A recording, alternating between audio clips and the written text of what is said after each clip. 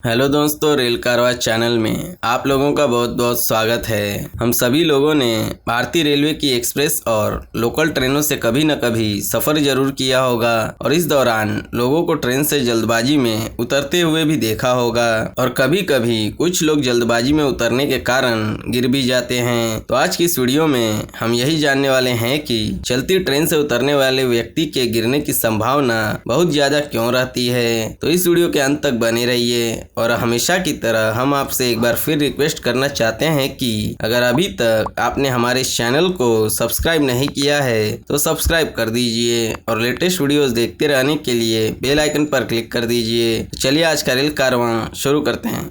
ऐसा न्यूटन के प्रथम नियम के कारण होता है जिसके अनुसार कोई भी पिंड अगर गतिशील है तो गति में ही रहना चाहता है। सो चलती हुई ट्रेन से उतरने पर ट्रेन की गति से ही कुछ दूर दौड़ने की जरूरत पड़ती है, अन्यथा गतिशील अवस्था से तुरंत रुकने पर मानव शरीर पर बहुत ज्यादा बल काम करने लगता है जिससे गिरना स्वाभाविक हो जाता है। दरअसल होता यह है कि जब कोई व्यक्ति चलती ट्रेन से उतरता है तो उसकी गति ट्रेन की गति के बराबर होती है। ज्यादातर लूप लाइन पर यह गति 15 किलोमीटर प्रति घंटा होती है। सो ट्रेन से उतरते वक्त व्यक्ति को सामने यानी ट्रेन की ही दिशा में कम से कम 15 किलोमीटर प्रति घंटा की गति से कुछ दूर तक भागने की जरूरत होती है। अब चलिए यह भी जान लेते हैं कि एक आम आदमी कितनी ज्यादा गति से भाग सकता है। 100 मीटर रेस का विश्व रिकॉर्ड 10 सेकंड से कुछ कम है, मतलब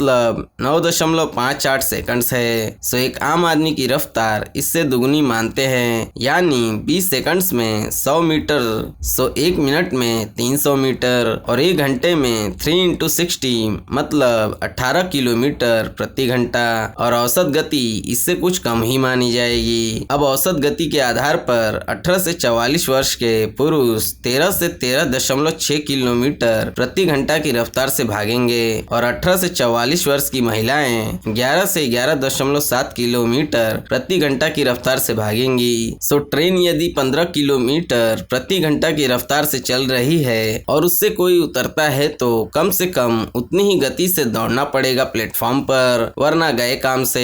ट्रेन में चाय वाले, समोसे वाले और अन्य वेंडर अनुभवी होते हैं, सो वो ट्रेन से उतरते के साथ तेज गति से दौड़ना शुरू कर देते हैं, लेकिन ऐसा करने में वे भी हमेशा सक्षम नहीं होते हैं क्योंकि ट्रेन कभी कभी लूप लाइन की जगह मेन लाइन के प्लेटफॉर्म पर भी आ सकती है और वहां ऐसा कोई भी गति प्रतिबंध नहीं होता है। सो ट्रेन 50 किलोमीटर प्रति घंटा की रफ्तार से भी प्लेटफॉर्म पर आकर मजे से रुक सकती है, जैसा कि हम इस दृश्य में भी देख सकते हैं। अब एक मनुष्य के दौड़ने की अधिकतम गति 45 किलोमीटर प्रति घंटा है। सो इससे अधिक गति पर ट्रेन से कोई भी उतरे तो उसका गिरना तय है। हकीकत में फिट से फिट कूली और वेंडर इत्यादि भी 20 से 25 किलोमीटर प्रति घंटा की ज्यादा रफ्तार से ट्रेन से नहीं उतर सकते हैं क्योंकि प्लेटफॉर्म रेसिंग ट्रैक नहीं है। सबसे बड़ी बात यह है, यात्रीगण को तो छोड़िए, ज्यादातर रेल कर्मचारियों को भी नहीं पता होता है कि ट्रेन कब लूप लाइन प्लेटफॉर्म पर आ रही है और कब मेन लाइन प्लेटफॉर्म पर। तो इससे ट्रेन की स्पीड का